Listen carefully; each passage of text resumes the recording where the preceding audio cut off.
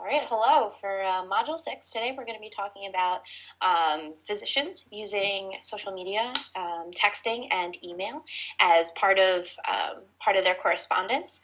I think it's a fantastic idea. I think it really does improve the patient-doctor relationship. It helps them to get to know each other better. It really makes it so that the doctor really is a part of a patient's life, especially someone who's terminally ill. It's a great way to keep up. It also saves a lot of time as far as the office goes. They can send you your lab results in a login online portal, things like that, instead of having to go back or call for lab results. So I think it really opens the lines of communication, allows for better healthcare. I disagree with you somewhat. I think that there are some, I guess, pluses to using email communication as a doctor. I think it could be good for scheduling appointments, requesting refills for a prescription, maybe asking a question, a follow-up question. But as far as diagnosis or treatment or care, I just think that there are a lot of red flags when it comes to email or text communication. And the first that comes to mind is just confidentiality.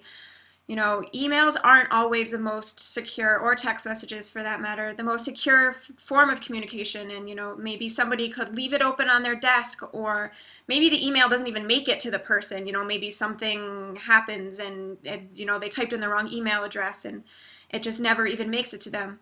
I just think there's a lot of problems that can come with it. I get that, but I think it's the same for all other many other forms of online communication that we use, where I think the information is even more sensitive than medical, such as your bank account. You can actually take a check now and scan it with your phone, take a picture of it, and send it over. People do their online banking, they pay their mortgage, all kinds of things online, and there's the same risks, but people use it all the time. Personally, I think that it does more helping than hindering. I think it makes it easier for you to access your doctor. Doctors are busy. They don't always have time to make a phone call, but can they real quick just shoot out an email to you? Yeah, you have a better chance of getting your small question answered. Yeah, as far as a small question, I could see that, but as far as, it being something quick and easier for them, I kind of see that turning into something that's impersonal about a doctor. When I go to a doctor, if I have something wrong, or if a family member has something wrong, and they are getting a serious diagnosis, to get that typed over in an email seems kind of nonchalant to me. Well, I think that's when the doctor should really be just like any profession, and just have some professionalism and try to decipher when is a good time and when is a bad time to email. I'm sure you do at your job too. Sometimes there are just things that need to be handled by the phone, and it's up to you as a professional to decide when an email correspondence is okay and when a phone call is needed, or an in-office visit.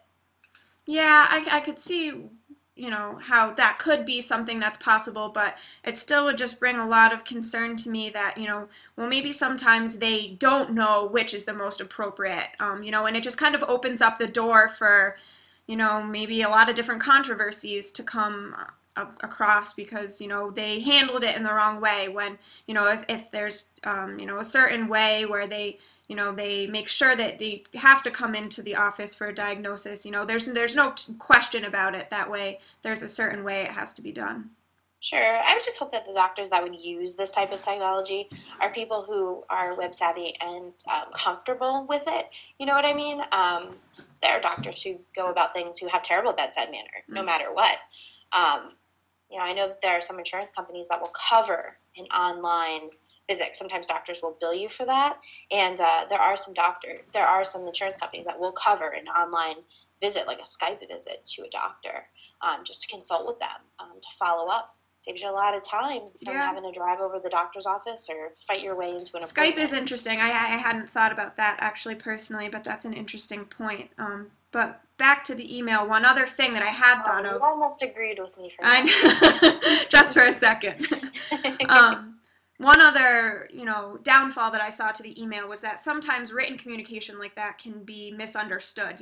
There's been a lot of times where, even I've just spoke to somebody that's really close to me that, I understand really well, and either via email or via text message, sometimes you can read things the wrong way, and then, a whole problem ensues from there. So I think that's just one other thing that I thought could come along with that. Sure. Well, it'll be interesting to see where this technology and doctors go Yeah, in the future. it's definitely a big discussion right now with email being such a prevalent thing for other other jobs. So we'll see where it goes.